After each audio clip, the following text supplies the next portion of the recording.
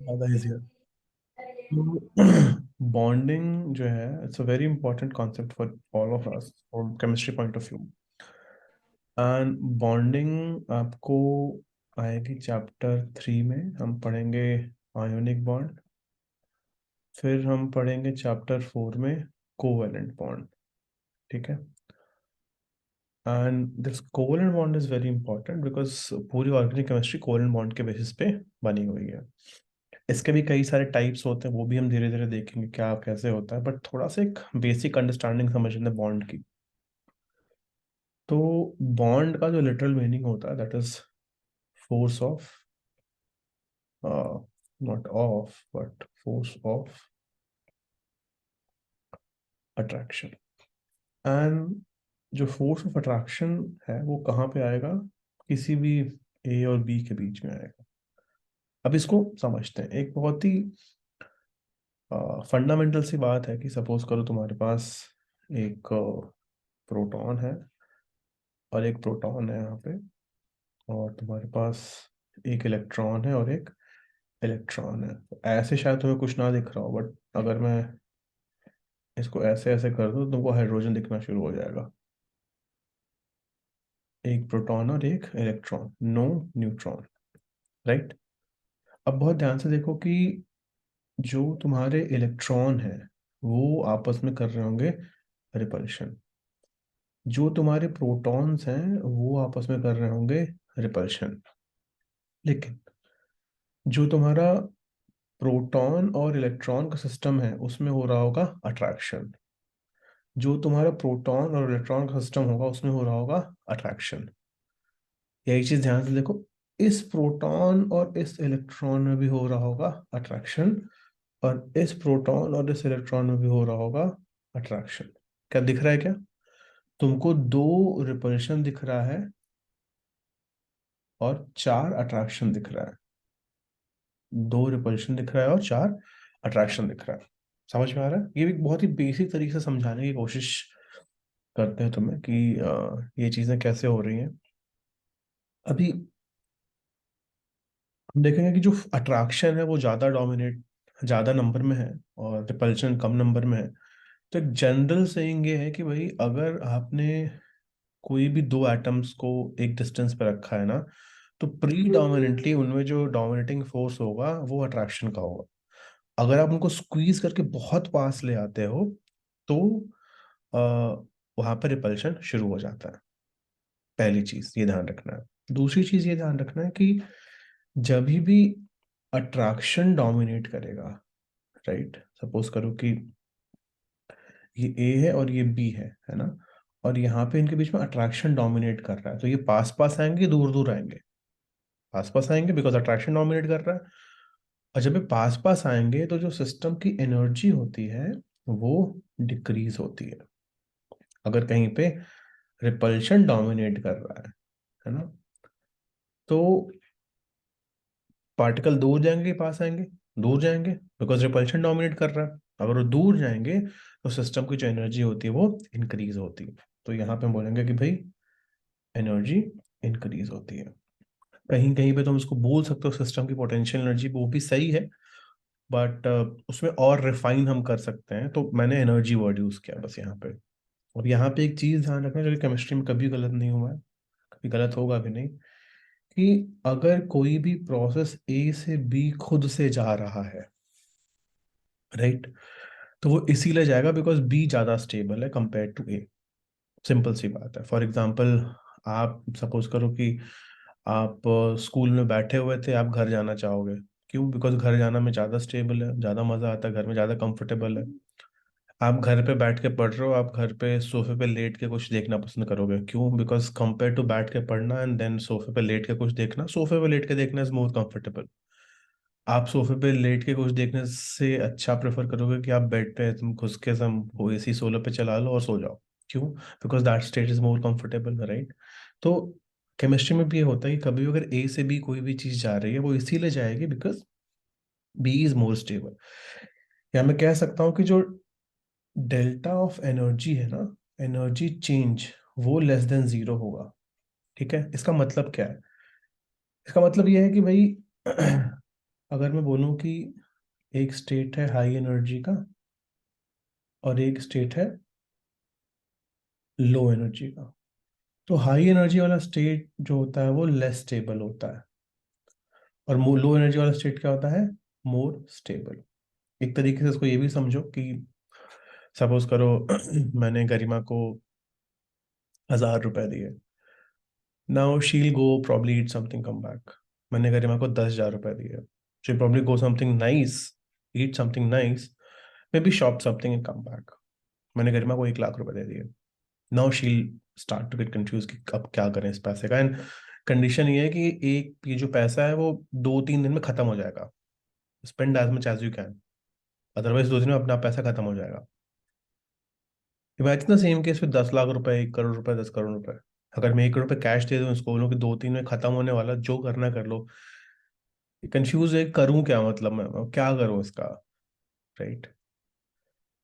In a similar way तुम्हारे पास अगर कोई पार्टिकल है, उसको तुम एनर्जी दे रहे हो, पार्टिकल है, सिस्टम है, कंपाउंड है, मॉलिक्यूल है, उसको जितनी ज्यादा तुम एनर्जी दोगे ना उतना ही अनस्टेबल होता है वो, कंपेयर टू लेस एनर्जी वाला स्टेट। ये हमेशा ध्यान हमेशा कंपैरिजन रखेंगे हम लोग, ठीक है।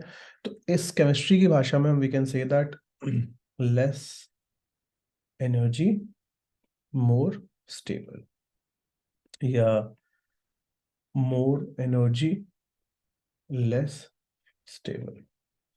तो मैंने बोला कि अगर कोई सिस्टम खुद से ए से बी जा रहा है ना, ए से बी जा रहा है, तो मैं बोल सकता हूँ ना कि भाई ये आपका लेस स्टेबल होगा और ये आपका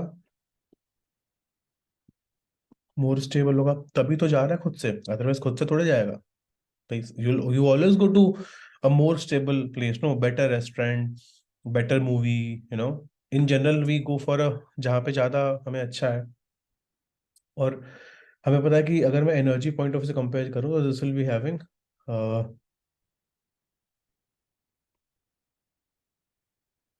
more energy and this will be having less energy. तो if you take the delta of energy, है ना, delta of energy is what, energy final minus energy initial, तो this will be less than zero. जब आपको thermodynamics पढ़ाएंगे 11th में तो आपको बताएंगे कि हम बात करते हैं गिब्स एनर्जी के बारे में। बस अभी नाम जान लो। ये क्लियर है? यहाँ तक क्लियर है ना? I will give you the notes and everything, just understand, try to understand. ये थर्मो में पढ़ाएंगे आपको गिब्स एनर्जी क्या होती है, कैसे कैलकुलेट करते हैं, एवरीथिंग। अभी मैं फिर से इस हाइड्रोजन डायग्राम पे आता हूँ। तो एक बहुत ही बढ़िया सा ग्राफ आता है केमिस्ट्री में, वो ग्राफ है ऐसे कि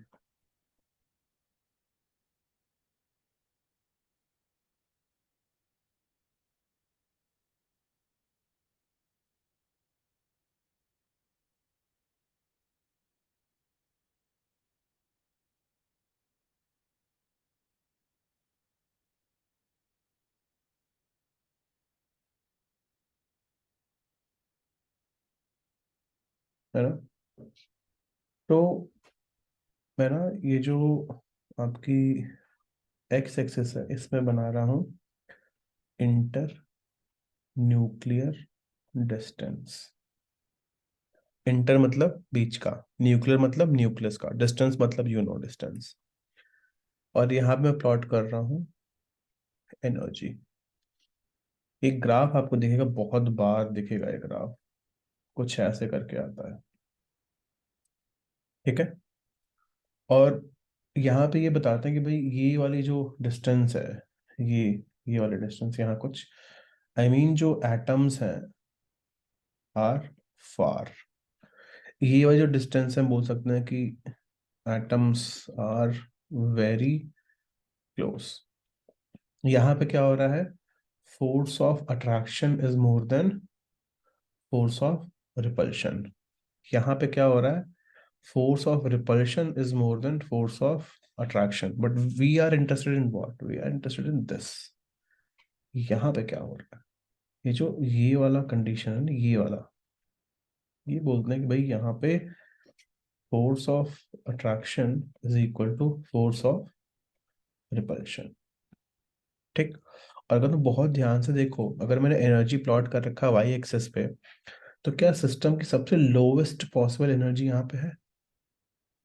इससे नीचे तो सिस्टम की एनर्जी कहीं गई नहीं ना. So this is your lowest possible state और lowest possible energy of the system. अभी सपोज करो कि मैं इसको ऐसे बोलूँ कि यहाँ पे एक हाइड्रोजन का एटम है और यहाँ पे हाइड्रोजन का एटम है, दूर दूर है. यहाँ पे हाइड्रोजन का एटम है और बहुत ही पास आ गया है, यहाँ पे हाइड्रोजन का एटम है, बहुत पास पास है. यहाँ पे जो कंडीशन होगी वो ऑप्टिमम होगी कि भाई जहाँ पे फोर्स ऑफ अट्रैक्शन और फोर्स ऑफ रिपल्शन ऑलमोस्ट बराबर आ गए. समझ पा रहे हो? राइट. तो ये जो ये वाली कंडीशन होती है ना, this is called condition of bond formation. यहाँ पे force of attraction is equal to force of repulsion, ये ध्यान देना. Force of attraction is equal to force of repulsion. It's the same statement as I am saying कि I have an acidic solution. इस acidic solution में OH minus ion नहीं है. It's a false statement. Acidic solution में भी OH minus ion हो सकते हैं. कंडीशन ये होती है कि जो H प्लस का कॉन्सेंट्रेशन है वो OH माइनस से ज्यादा है. उल्टा बोलूं अगर मैं, कि एक बेसिक सोल्यूशन है वहां पे क्या ओ H प्लस के आयन प्रेजेंट हैं, तो यस सर बेसिक सोल्यूशन में भी H प्लस के आयन प्रेजेंट हो सकते हैं. कंडीशन बस ये होगी कि जो H प्लस के आयंस हैं they are less compare to OH minus ion. Basic solution में OH माइनस आयन ज्यादा रहेगा. तो मैं बोलूँ कि अगर मेरा बॉन्डिंग की कंडीशन, तो क्या यहाँ पे फोर्स ऑफ अट्रैक्शन ही रहेगा, फोर्स ऑफ रिपल्शन नहीं रहेगा? तो ये गलत है सर, फोर्स ऑफ रिपल्शन भी रहेगा, बट फोर्स ऑफ अट्रैक्शन और फोर्स ऑफ रिपल्शन कितना रहेगा? ऑलमोस्ट इक्वल रहेगा. तो इसको एक ऐसे स्प्रिंग सिस्टम के तरीके से भी समझाया जाता है कि सपोज करो कि एक स्प्रिंग है, उसका मीन लेंथ इतना था, बट आपने इसको खींच दिया है थोड़ा सा यहाँ तक. ठीक. तो वो वापस यहाँ पे आना चाहेगा. यहाँ पे स्प्रिंग ना अपनी एकदम मीन लेंथ पे है कि जितनी उसकी लेंथ थी उतनी. यहाँ पे आपने क्या किया है कि आपने इसको स्क्वीज कर दिया है, तो ये दूर जाना चाहेगा.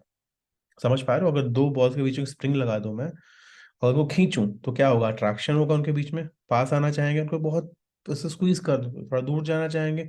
बट नेचुरल स्टेट पे वो ऐसे रहना चाहेंगे. ये समझ में आ रहा है? तो इन जनरल हम बोल सकते हैं कि भाई बॉन्ड फॉर्मेशन ऐसे होता है. मोस्टली कोवेलेंट बॉन्डिंग बता रहा हूँ मैं आपको, बट ये सब क्या है हम बताऊंगा. एक बार ये देख लो, क्या इसमें कोई डाउट है? कुछ पूछना चाहते हो, कुछ लिखना चाहते हो, anything?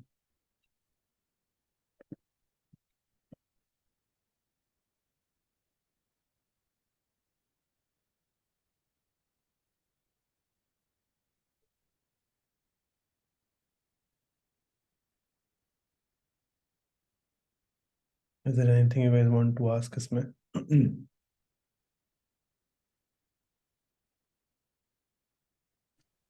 So can you show it from starting once? I just want to take a screenshot. I'll send the same PDF. Group में भेज दूंगा क्लास के बाद ही. ये जो Okay, लिखा है yes, ना, sir. I'll send it. Okay, sir. Any doubt है this? दादा किधर गए? सर एक पार्ट नहीं समझा मुझे। कौन सा? अट्रैक्शन डोमिनेंट रहेगा तो एनर्जी घटेगा क्यों? अगर सपोज एक पार्टिकल यहाँ पे एक पार्टिकल यहाँ पे है ना, और अगर इसमें अट्रैक्शन डोमिनेट करती है, पास आएंगे. हम्म पास आएंगे तो सिस्टम पास हुआ, हम्म तो पोटेंशियल एनर्जी घटती है. अगर ये दूर जाएंगे, कब दूर जाएंगे? जब रिपल्शन डोमिनेट करेगा.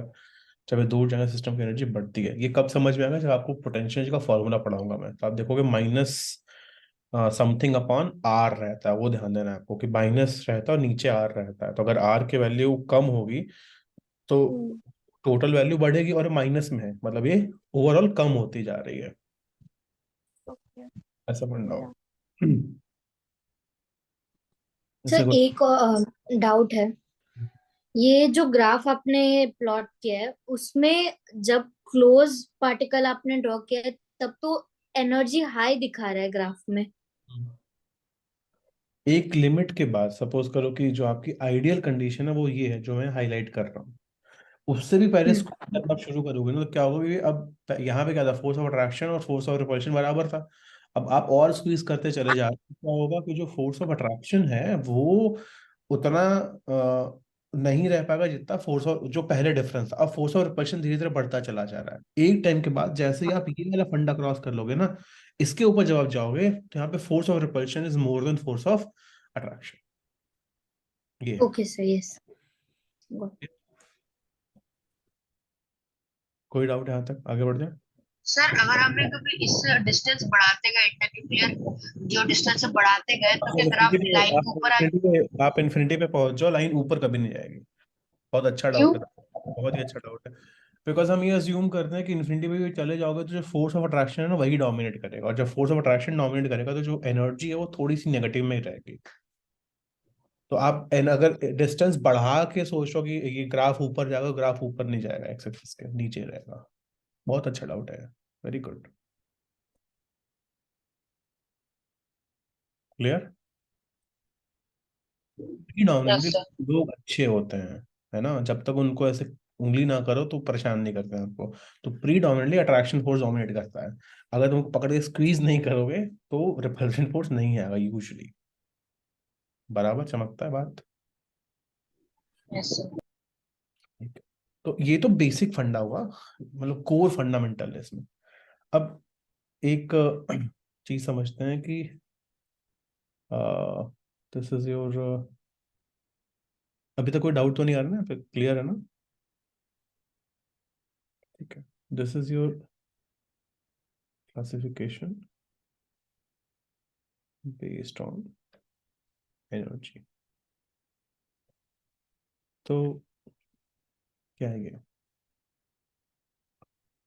सपोज करो कि तुम्हारे पास एक स्केल है जहां पे मैं बता रहा हूँ कि भाई 42 किलो जूल पर मोल से ज्यादा की एनर्जी अगर निकली इंट्रैक्शन में, 8 किलो जूल पर मोल से कम की एनर्जी निकली अगर इंट्रैक्शन में, और 8 और 42 किलो जूल पर मोल से बीच की एनर्जी निकली, तो हमने 3 कैटेगरीज दी हैं बॉन्ड को। ठीक है। और ये इंट्रैक्शन से एनर्जी कैसे आ रही होगी? सपोज करो कि तुम्हारे पास ए है, तुम्हारे पास बी है, ए है और बी है, और अगर ये इंटरेक्ट कर रहे हैं, राइट, तो कुछ एनर्जी निकल रही होगी। और ध्यान दो कि यहाँ पे जो हमने बात की वो पर मोल की बात की है ना। तो ये एक मोल ए एक मोल बी उठा के लेके आओगे, समझाने के लिए तुमको ऐसे बता रहा हूँ ये। तो यहाँ पे कुछ तो एनर्जी रिलीज होगी ना। तो इस एनर्जी रिलीज को हम कोरिलेट करते हैं कि भाई सपोज करो कि चलो एक एग्जांपल देता हूँ कि भाई तुम्हारे पास केमिस्ट्री टीचर तो और भी हैं, है ना, स्कूल में होंगे, कई जगह और भी होंगे, बट अपनी थोड़ी शायद ज़्यादा जमती है। तो यहाँ पे ज़्यादा एनर्जी रिलीज हो रही है। तुम्हें तुमने रोटी और लौकी भी खाई होगी, बट तुम्हें अगर रोटी और लौकी और पिज्ज़ा में कंपेयर करा दो मैं, तो पिज्ज़ा में ज़्यादा एनर्जी निकल रही है।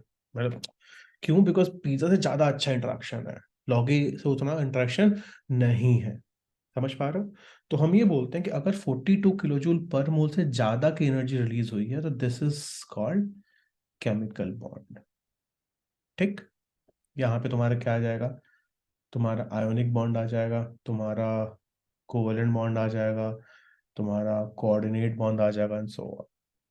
अगर एनर्जी 8 किलो जूल पर मोल से कम की है तो हम बोलेंगे कि this is a physical bond, right. अब फिजिकल बॉन्ड में क्या क्या आ जाएगा? तो गैसियस स्टेट जब हम पढ़ेंगे 11th क्लास का, तो वहां पे तुमको वॉन वॉल फोर्सेस पढ़ाए जाएंगे, dipole dipole, ion dipole, dipole induced dipole, instantaneous dipole induced dipole, ये सारे किस में आते हैं? फिजिकल बॉन्ड में आते हैं।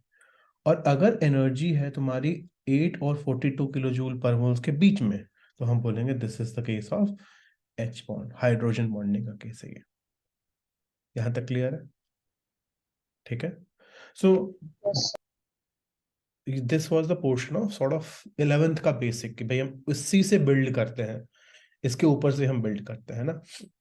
अब थोड़ा सा 10th पे आते हैं। The Fridays classes will be for 11th only. थोड़ा सा 10th पे आते हैं इसको। तो 10th में तुमने एक कॉन्सेप्ट पढ़ा होगा चैप्टर 3 में अपने, कि ionic bond, this is also called electrovalent bond. Anybody who can tell me what is ionic bond or electrovalent bond?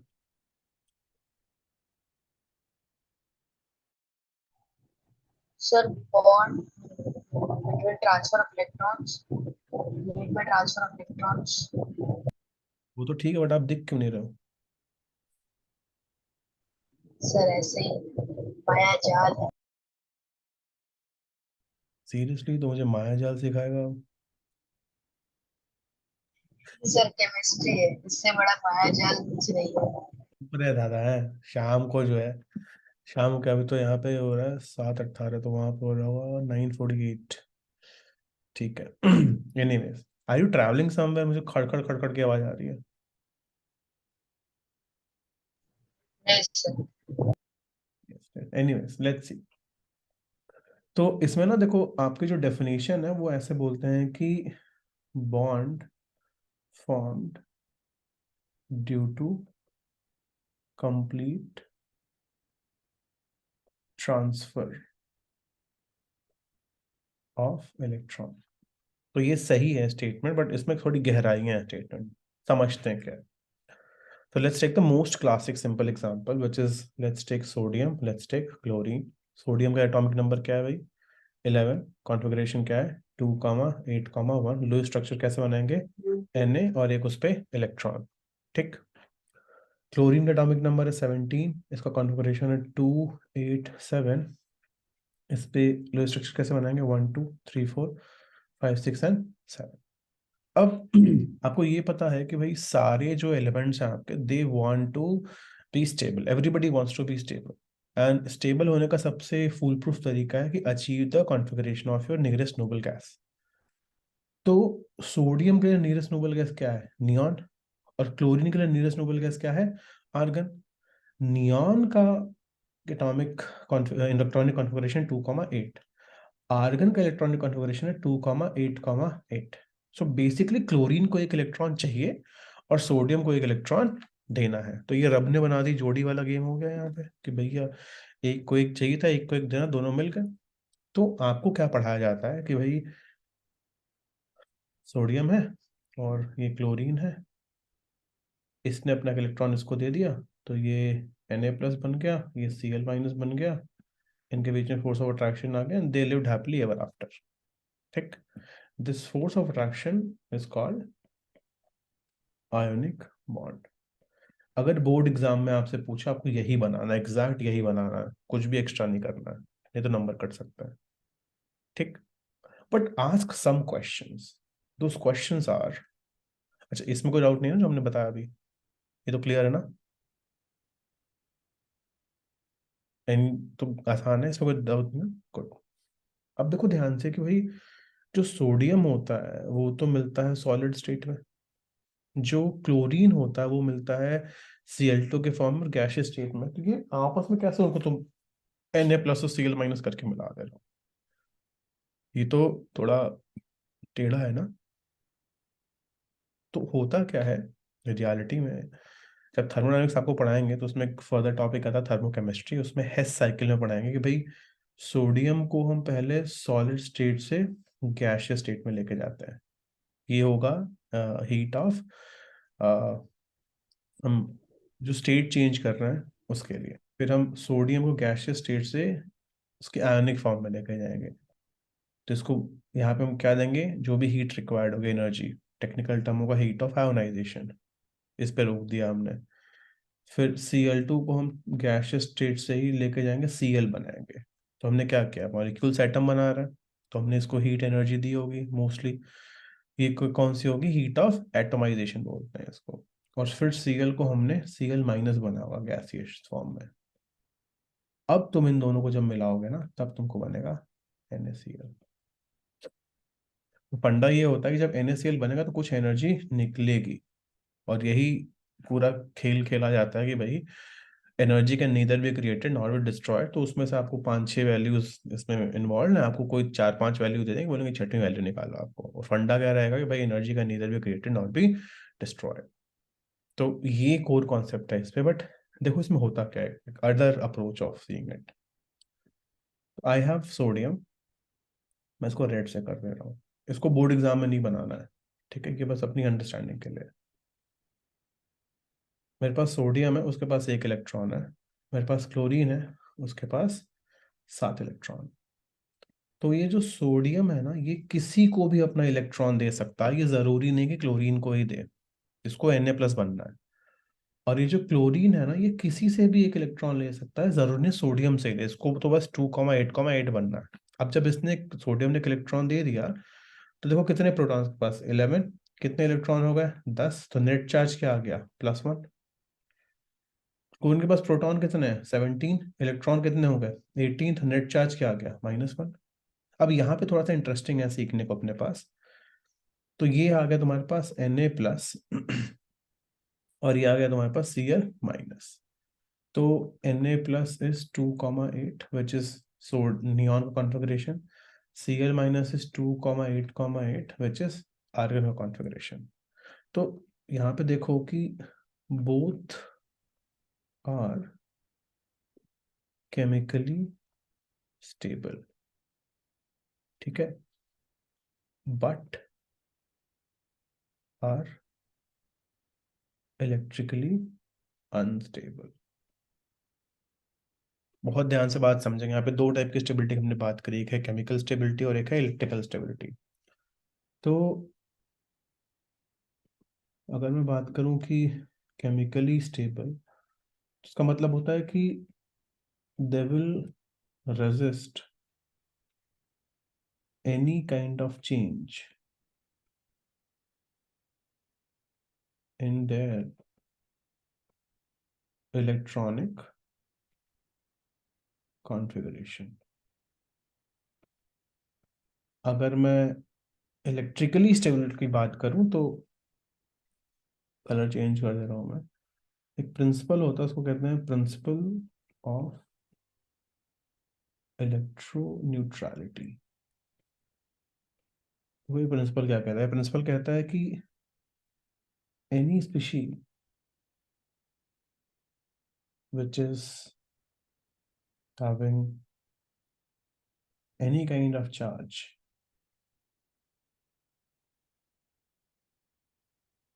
would prefer to lose all the charges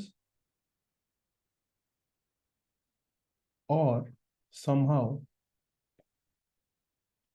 try to get electrically neutral, ठीक है। और यही फंडा यहाँ पे होता है कि तुम्हारे पास जो Na+ है और ये जो Cl- है, ऑफ कोर्स इनके पास ऑपोजिट चार्ज है, तो इनके बीच में फोर्स ऑफ अट्रैक्शन तो हो ही रहा है, बट ओवरऑल जब तुम देखोगे तो इनके ऊपर चार्ज आ जाता है 0 का, ठीक। ये जो फोर्स ऑफ अट्रैक्शन है, this was your ionic bond. इसका एक और नाम होता है जिसको हम कहते हैं इलेक्ट्रोवैलेंट बॉन्ड। ये क्लियर है, ठीक है। अब ये जो मैंने तुमको इतनी कहानी बताई है ना केमिकली स्टेबल और इलेक्ट्रिकली स्टेबल, इसका पर्पस ये है कि तुमने ये देखा होगा कि सपोज करो कि मैं NaCl का फॉर्मूला लिख रहा हूँ, तो मैं बोलूँगा भाई Na की वैलेंसी कितनी है, +1, Cl की वैलेंसी कितनी, -1, क्रिस क्रॉस कर दो, क्या आ गया, NaCl। मैंने बोला मैग्नीशियम और क्लोरीन से क्या मिलके बनेगा, उसका फॉर्मूला बताओ, तो Mg की वैलेंसी है +2, Cl की वैलेंसी -1, क्रिस क्रॉस कर दो, अपने क्या मिल गया, MgCl2। मैंने बोला कि एल्यूमिनियम और क्लोरीन से मिलके क्या बनेगा, बोलो सर एल्यूमिनियम की वैलेंसी +3 है, क्लोरीन की वैलेंसी -1 है, और एक क्रिस क्रॉस कर दो आप, हमको मिल जाएगा AlCl3। ये क्रिस क्रॉस क्यों करते हैं हम लोग, आपने 9 में पढ़ा होगा चैप्टर 3 में, ये क्रिस क्रॉस क्यों करते हैं हम लोग, एनीवन। सर बेसिक लॉजिक तो ये हुआ कि +3 है तो उसको 0 लाने के लिए, टोटली इलेक्ट्रिकली न्यूट्रल के लिए उसको -3 चाहिए होगा, और -3 के लिए हमें 3 क्लोरीन चाहिए, तो फिर AlCl3 हुआ। So this is the whole फंडा कि क्रिस क्रॉस क्यों करते हैं। क्रिस क्रॉस इसलिए करते हैं कि we can get the LCM of ये जो भी चीजें यहाँ पे हैं, जो भी चार्जेस यहाँ पे, तो एलसीएम लेने से हमको क्या फायदा होगा, एलसीएम से हमको ये सिंपल सा फायदा होगा कि भाई ये जो आपका नेट चार्ज है ना, वो नेट चार्ज आपका 0 हो जाएगा, तो ना ये किसी को अट्रैक्ट करेगा ना ये किसी को रिपेल करेगा।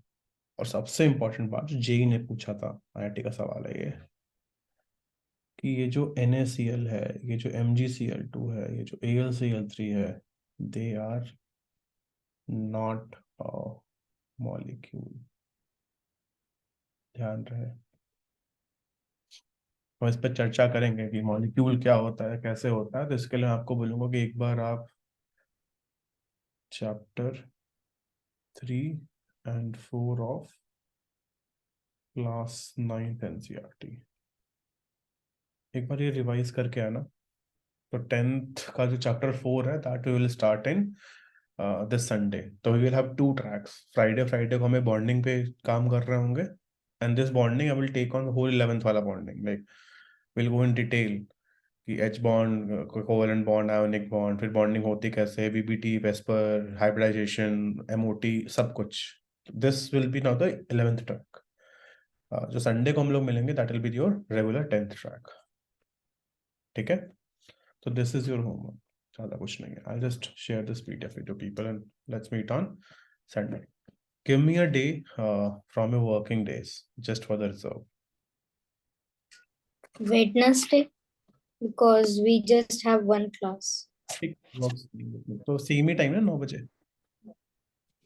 हाँ, चलो फिर लेट्स मीट ऑन संडे। बस एक बार मैसेज करना वी आर मीटिंग, अगर नहीं होगा तो मैं खुद ही मैसेज कर दूंगा, बट जस्ट एक बार 10-15 मिनट में मैसेज डाल देना। ठीक है, आज इसलिए लेट हो because I was already taking a class, तो उसमें उसको डाउट खत्म करने करने में हो गया। ठीक है, चलो।